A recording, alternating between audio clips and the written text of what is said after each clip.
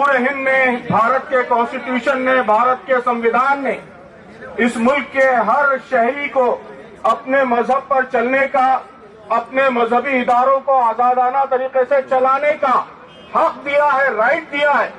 یہ بل اس constitutional right میں راست وائلیشن ہے، ڈائریکٹ وائلیشن ہے۔ اس لیے یہ بل اینٹی کانسٹیٹیوشنل ہے، دستور کے خلاف ہے، اس ملک کی بنیادی قدروں، بنیادی ویلیوز کے خلاف ہے، ان اصولوں کے خلاف ہے جن اصولوں پر یہ ملک بنا ہے اور اس ملک کو آزادی دی گئی ہے۔ اس لیے اس ملک کے ہر شہری کی، صرف مسلمانوں کی نہیں بلکہ اس ملک کے ہر شہری کی یہ ذمہ داری ہے کہ وہ اس بل کی بھرپور مخالفت کرے۔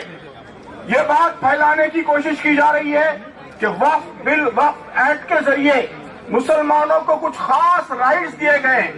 میں یہ بات واضح کرنا چاہتا ہوں کہ وقف ایکٹ کے اندر جو رائٹس دیے گئے ہیں ٹھیک ویسے ہی رائٹس اس ملک کی ہر ریلیجیس کمیونٹی کو حاصل ہے۔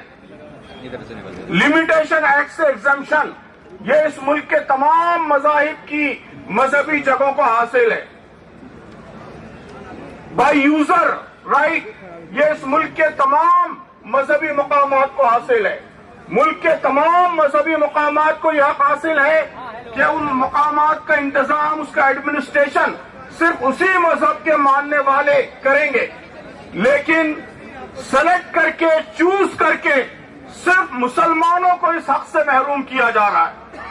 یہ بات ہم پر بھی اچھی طرح واضح رہنی چاہیے اور میڈیا کو بھی یہ بات ملک کی عوام کے سامنے لانا چاہیے کہ جو حقوق اس ملک کے تمام مذہبی حقوق کو حاصل ہیں، صرف مسلمانوں کو ان حقوق سے محروم کرنے کی یہ سازش ہے، یہ کانسپریسی ہے۔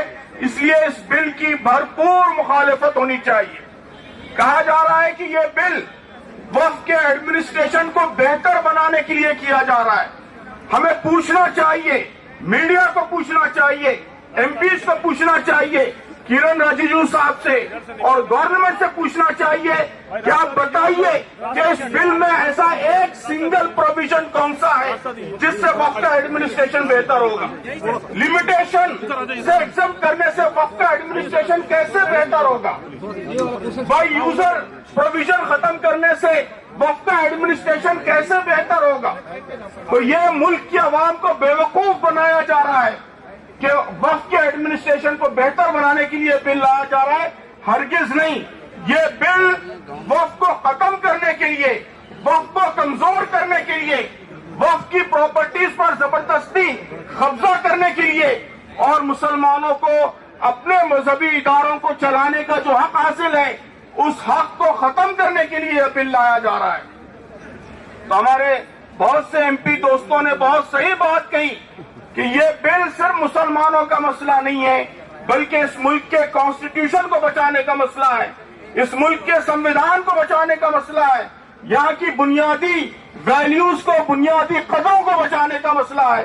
اس لیے ملک کے تمام عوام کو متحد ہو کر اس بل کی مخالفت کرنی چاہیے اور کسی صورت اس بل کو منظور نہیں ہونے دینا چاہیے۔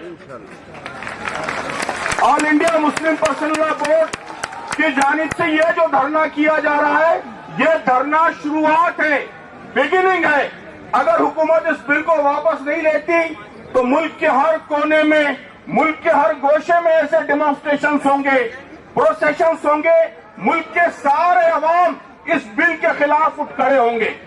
اور مجھے یقین ہے کہ صرف مسلمان نہیں بلکہ ہمارے ہندو بھائی، ہمارے سکھ بھائی، ہمارے